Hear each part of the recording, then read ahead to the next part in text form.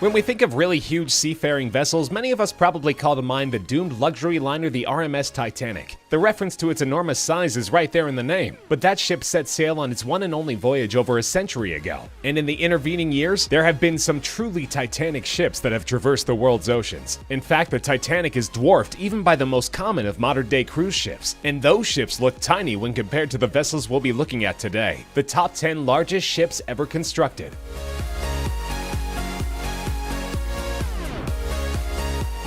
For reference, a ship's size is measured using a specific set of specifications. Of course, these generally include length and width, often referred to as beam, but also taken into consideration is tonnage, which can be measured in several different ways and is not always a measurement of the ship's actual weight. For our purposes here, we'll be looking mainly at gross tonnage, which is a standard measurement and related to the overall interior volume of the ship. By way of comparison, the mighty Titanic measured 882 feet long by 92 feet wide, with a gross tonnage of 46,328 tons. Impressive, but not even close to the specifications of the first and smallest ship on our list, the MS Vale Brazil. Owned by the Brazilian firm Vale, the ship is the largest bulk carrier in the world. Construction on the vessel was completed in 2011, and it was designed for transporting iron ore from Brazil to Asia. Capable of hauling enough steel at one time to construct 3 Golden Gate bridges, the MS Vale is 1,188 feet long and has a width or beam of 213 feet, with a gross tonnage rating, or GRT, of an astonishing 198,980 tons. Well over 4 times the GRT of the Titanic, Vale is still in service, cutting an imposing figure along the waves of the Atlantic, but its route is highly strategic.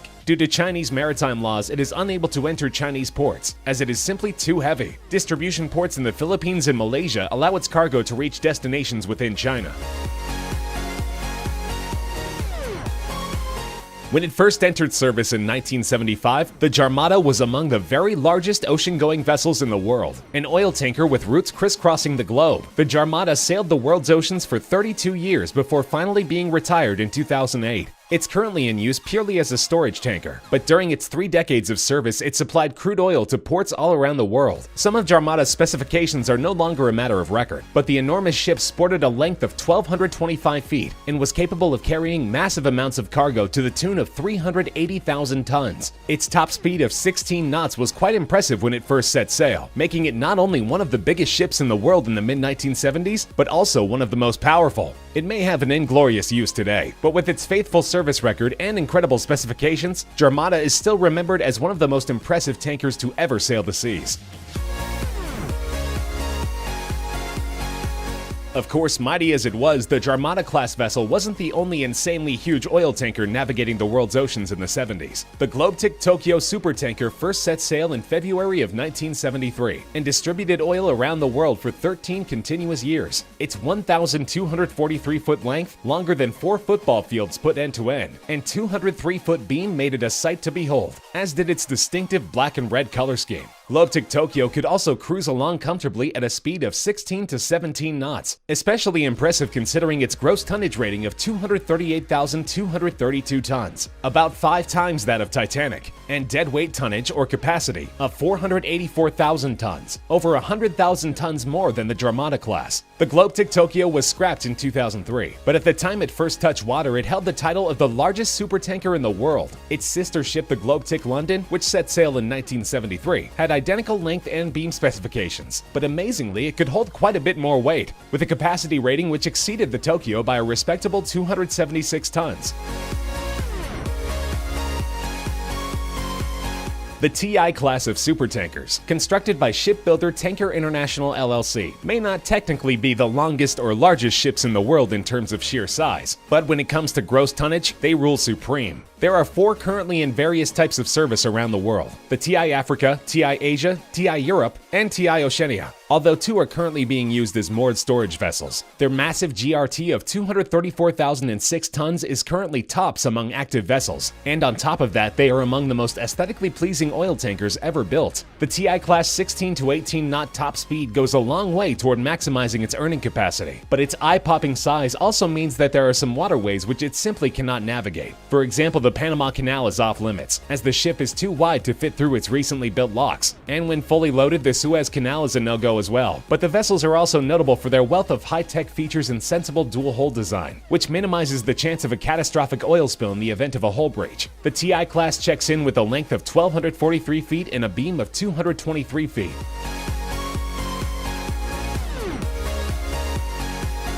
When it was launched on its maiden voyage in 2006, the Emma Marsk was the largest container ship ever constructed. Today it has 7 sister ships, all of which are considered to be among the largest and highest capacity container freighters in the world. The vessel's astounding top speed of 25.5 knots makes it among the fastest vessels of its type in the world, and is due in part to the fact that it is powered by the world's single largest diesel engine, a marvel of engineering which itself weighs 2,300 tons and is capable of a power output of 109,000 horsepower, while burning through 3,600 gallons of fuel per hour. The Emma Marsk boasts an impressive gross tonnage of 174,794 tons and measures 1,302 feet long with a beam of 184 feet. During the 2006 holiday season, the vessel made headlines for a whimsical reason. The press caught wind of the fact that it was bound for the UK from China, loaded to capacity with Christmas goods. It's for this reason that for only a brief time, the Emma Marsk was known around the world as the SS Santa. The SO Atlantic and its sister ship, the SO Pacific, were 2 of only 7 ships in all of maritime history to carry a capacity rating of over 500,000 tons. Beginning service in 1977, the supertankers plied the world's waters for 25 years before they were decommissioned and scrapped in 2002. The tanker's immense size meant that not only were the Panama and Suez canals off limits, but the English Channel as well. They sported gross tonnage ratings of 259,532 tons, and both clocked in with a length of 1,333 feet and a beam of 233 feet. Their relatively slow top speed of about 15 knots is understandable, considering that these gargantuan vessels were both powered by single-propeller steam turbine engines, practically unheard of among today's modern tankers. Even though they long ago met their ultimate fates, the SO Atlantic and SO Pacific were widely recognized in their time for their sterling service records, and they will long hold their places in maritime history as 2 of the highest capacity tankers ever built. The supertanker Prairial came into service in 1979, the 4th version of the Batilis class of tankers. It was the only one among the 3 others in its class to exceed a decade in service, sailing the seas for nearly a quarter-century before it was scrapped in 2003. Over all those years, the ship was also known to go by other names, such as Sea Brilliance, Hellesphos, and most appropriately, Sea Giant. With a GRT of 274,826 tons, Prairial boasted a cargo capacity that is practically unrivaled in maritime history, somewhere between 555,000 and an astounding 604,000 tons. Its double-propeller quad-steam turbine engine system delivered only a top speed of about 16 knots, but that's still not too shabby for what is considered the 3rd largest ship ever constructed, as 2 of the entries remaining on our list were modified from their original dimensions. Prairial was a whopping 1,359 feet long, with a beam of 206 feet wide, which was challenged only by 2 other vessels. That is until 1981, when the sister ship which gave Prairial's class its name was extended.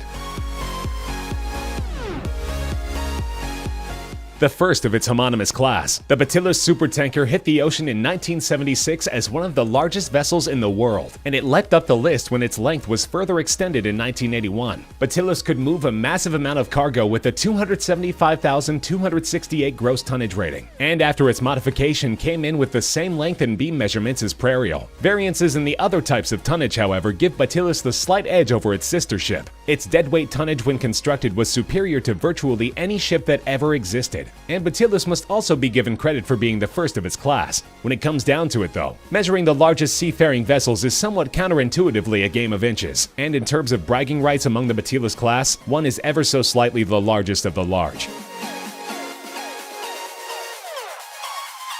The second of the Batilis tankers built in 1976 was the Balamya, with specifications virtually identical to Batilis, but the Pierre Guillaume, which set sail in 1977, reigned over them all, albeit briefly. Due to the immense size of the Batilis-class tankers during a time when oil production was becoming less profitable every year, every one of them except Prairial were unprofitable enough that they enjoyed surprisingly limited lifespans. In the case of the Pierre Guillaume, which at the time was the single largest ship by gross tonnage which had ever set sail, its entire service run amounted only to 6 short years. Pierre Guillaume beat out its sisters in terms of size only by virtue of mere inches on the beam, make that 1 inch to be exact, sporting the same 1,359-foot length as its predecessor. processors. Its gross tonnage rating, nearly 276,000 tons, was and remains the largest of any ship ever built, but one rival, built the same year, would take the overall title when it underwent renovation from its original already huge dimensions.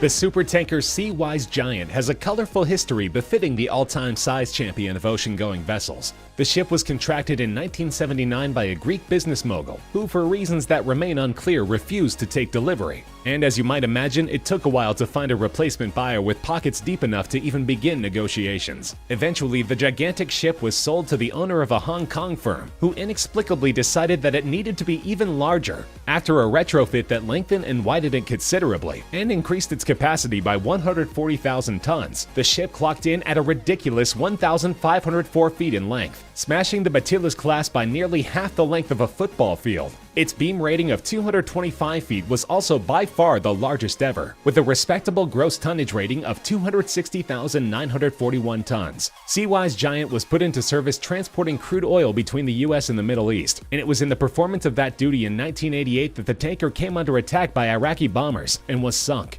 Incredibly, even though it was declared a complete loss, it only took a year for a Norwegian company to salvage it, not for scrap but for repair. The wreck was transported to Singapore, where a restoration job took place which required 3,700 tons of new steel. It was renamed the Happy Giant and put back into service until 2004, when it was converted to a permanently moored storage vessel. Its 36-ton anchor now sits in the Hong Kong Maritime Museum. While it no longer roams the sea, the Seawise Giant was a sight to behold, and an amazing feat of engineering. It was longer than the Empire State Building is tall. It could fit St. Paul's Cathedral within its cargo holds 4 times. It's not just the largest ship of all time, it's the single biggest self-propelled man-made object ever built.